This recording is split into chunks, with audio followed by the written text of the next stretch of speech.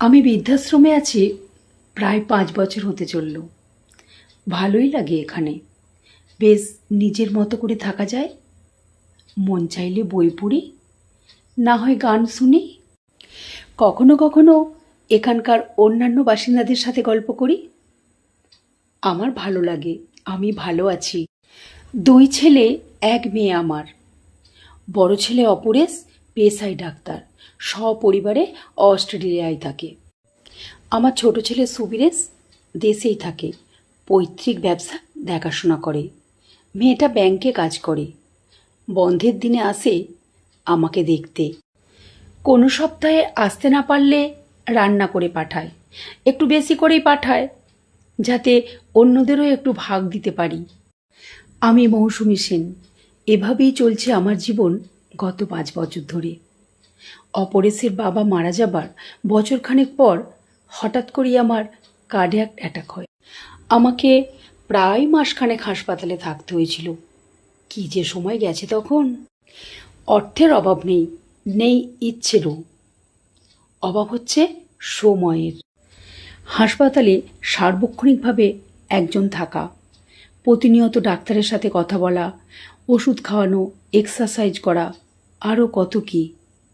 বাড়িতে আসার পর আর এক ঝামেলা। সার্বক্ষণিক দেখাশোনার জন্য একটা মানুষ কোথায় পাওয়া যায়?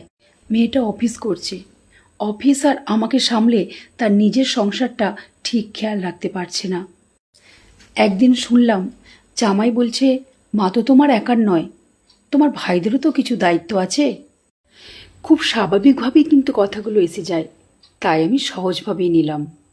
এর মধ্যেই শুনি ছোট বৌমা ছোট ছেলের সাথে খুব চিৎকার চেঁচামেচি করছে। নাতির রেজাল্ট খুব খারাপ হয়েছে।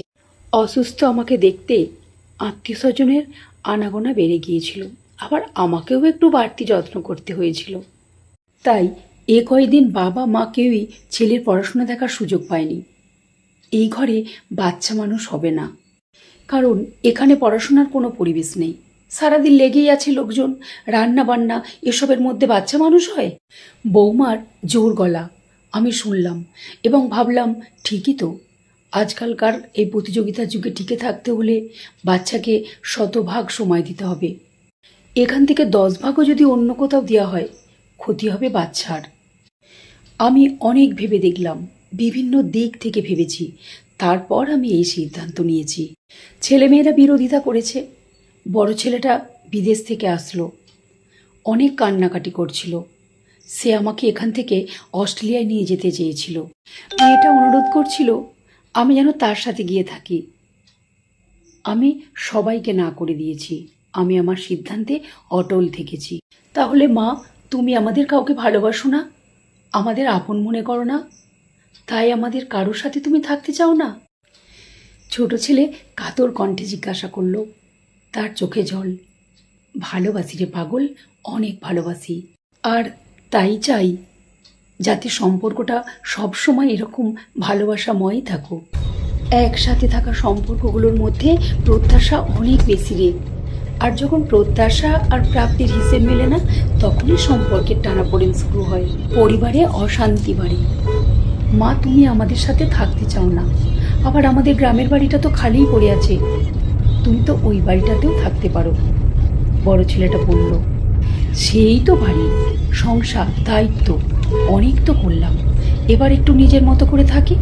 তোদেরও আর আমাকে নিয়ে টেনশন করতে হবে না, আর আমারও একা বাড়িতে মরে পড়ে থাকার ভয় থাকলো না। তুমি যাবেই, বুঝতে পেরেছি। ঠিক আছে, বাধা দেব না আর। তবে একটাই অনুরোধ, তোমার খরচটা আমাদের দিতে দিও মা। বেশ তো, দিবি, মুচকি হেসে বললাম।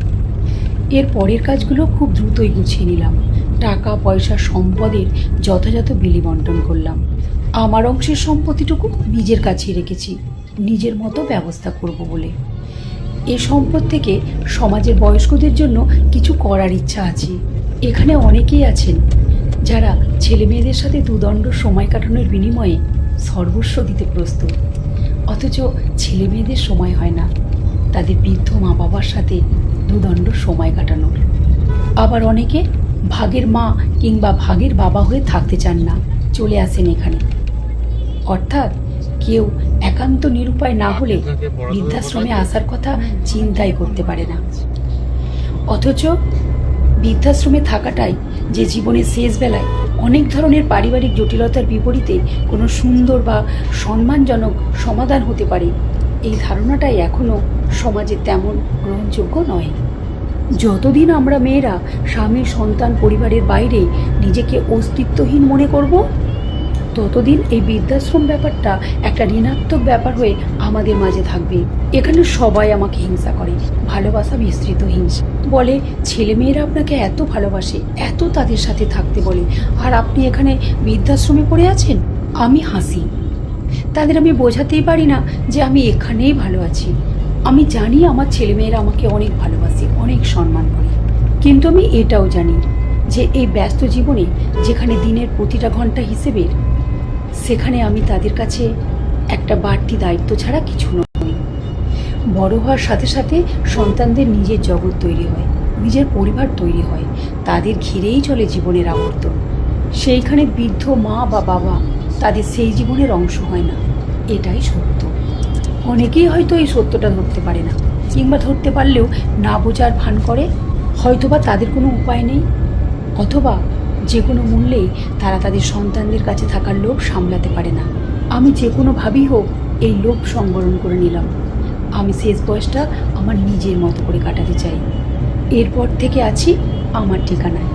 হ্যাঁ, এখন এটাই আমার ঠিকানা।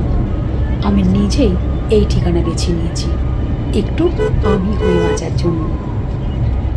এই গল্পটা কার লেখা আমি জানি না, কিন্তু এই গল্পটা আমার খুব ভালো লেগেছে। তোমাদের কেমন লাগলো জানিও। নমস্কার।